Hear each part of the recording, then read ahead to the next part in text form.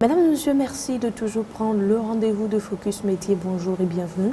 Aujourd'hui, nous allons aborder la thématique relative à comment réussir son intégration en entreprise et décrocher bien sûr un contrat à durée indéterminée. Ce sera avec notre expert maison, M. Cosmo Zinsou, expert conseil en ingénierie et gestion de la formation et directeur du cabinet AGFIC. M. Zinsou, bonjour. Bonjour madame. Alors, M. Zinsou, dites-nous comment réussir son intégration dans une nouvelle entreprise? Le problème d'intégration, d'abord, il faut voir ça des deux côtés. Il faut voir ça du côté du recruteur et du côté de celui qui a été recruté. Le recruteur, normalement, si le processus de recrutement va jusqu'à son terme, et cela s'achève par un processus d'intégration, parce que l'intégration ne s'improvise pas. Mais si je comprends bien votre question, vous vous intéressez au cas de l'employé, au cas de la recrue. Oui. Donc, la personne qui est recrutée a un rôle à jouer pour son intégration. Et il y a un certain nombre de choses qu'il doit faire. Premièrement, lorsqu'il est dans l'entreprise, les premiers jours, il doit faire l'effort de se présenter à tout le monde pour créer les premiers liens. C'est vrai, ceci est facile à faire lorsqu'on est dans une PME, mais lorsqu'on est dans une grande entreprise, bon, c'est un peu plus délicat. Mais il faut se présenter. Et donc, quand il rencontre quelqu'un pour la première fois, il faut qu'il se présente à la personne pour montrer qu'il est un nouveau venu dans la famille que constitue l'entreprise. Voilà. Deuxième chose, il faut qu'il s'implique dès le départ. Lorsqu'on est recruté, il n'y a pas un rang d'observation à faire. Et dès le premier jour, il faut qu'il s'implique dans le travail. Avec du zèle, c'est ça? Pas du zèle, mais avec professionnalisme et modération. D'ailleurs, troisième chose, je conseille qu'il soit humble.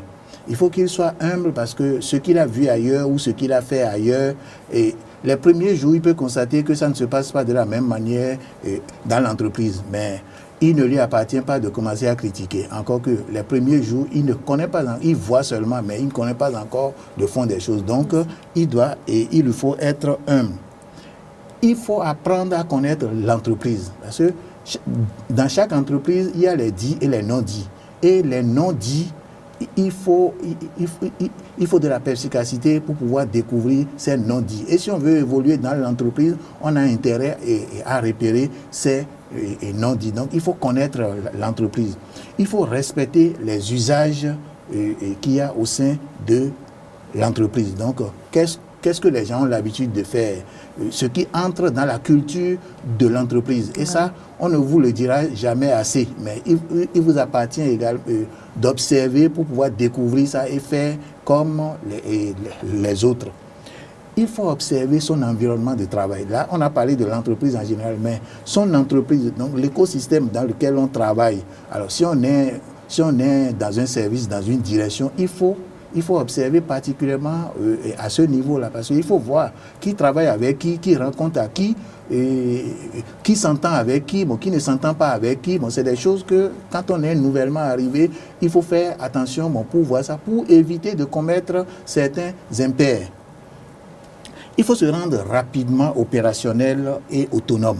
Voilà. Des fois, on prend un poste, mais on n'a pas toute une éternité pour se voir passer service. Des fois, on vient remplacer quelqu'un qui est partant et vous avez peu de temps à passer. Donc, il faut se rendre, il faut être opérationnel immédiatement. Ce qui suppose qu'il faut prendre suffisamment de notes, il faut avoir l'écoute active, il faut écouter tout ce qu'on vous dit, prendre des notes pour pouvoir être autonome assez rapidement. Ouais. Ensuite, il faut penser faire le point. Quand on est rentré dans l'entreprise, au bout de 2 semaines, 3 semaines, il faut pouvoir rencontrer son supérieur et faire un point avec lui. Alors, ce point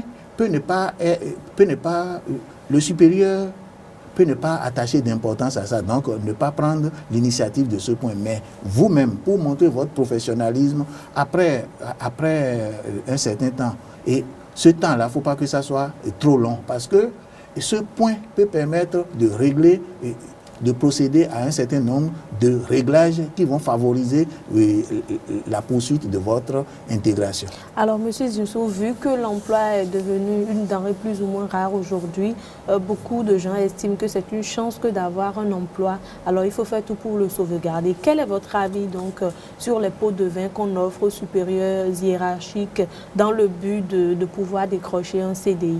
Il faut faire tout pour sauvegarder son emploi. Il faut faire tout au plan professionnel. C'est sur le plan professionnel que vous pouvez démontrer ce que vous êtes.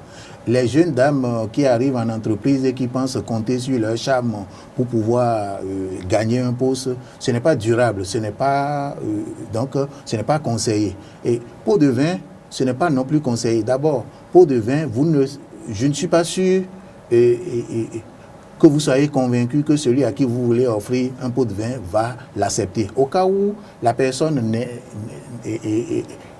n'est pas partisan de ces pratiques, alors ce que vous cherchez à sauvegarder, bon, vous pouvez gâter ça. Parce que ça peut choquer. Oui, bon, vous m'offrez un pot de vin, bon, ça me choque. Et donc, par rapport à votre intégrité, bon, j'ai des doutes tout de suite sur votre intégrité. Et donc, je peux mettre fin. À partir de là, on peut mettre fin. Donc, et chercher à sauvegarder son emploi, il faut le faire à travers son professionnalisme, à travers son comportement. Il faut éviter des éléments extérieurs comme le charme ou les pots de vin.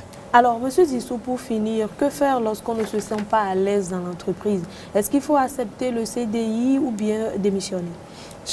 Alors, la période d'essai est faite pour permettre aux deux parties de s'observer. Et si vous n'êtes pas à l'aise dans l'entreprise, bon, il ne faut pas aller dans un contrat. On dit bien contrat à durée indéterminée. Il est vrai, le contrat à durée indéterminée est plus souple à gérer que le contrat à durée déterminée parce que chaque partie peut mettre fin à tout moment. Mais mettre fin à ce moment-là, bon, cela, il y a des exigences. Et pour ne pas en arriver là, si pendant la période d'essai, si pendant l'intégration, vous constatez que le milieu ne vous sied pas, il faut arrêter. Donc, quand ça ne va pas, il ne faut pas dire je vais rester, parce que si vous n'êtes pas à l'aise dans votre poste, vous ne pouvez pas produire, vous ne pouvez pas donner le meilleur de vous-même. Et donc, cela va se faire sentir sur vos résultats. Et là, vous offrez l'occasion à votre employeur et à tout moment de mettre fin, parce que si vous n'avez pas de résultats, il vous a recruté pour obtenir des résultats. Si vous n'avez pas les résultats, il va arrêter la collaboration. Donc, si ça ne va pas, il faut demander à partir.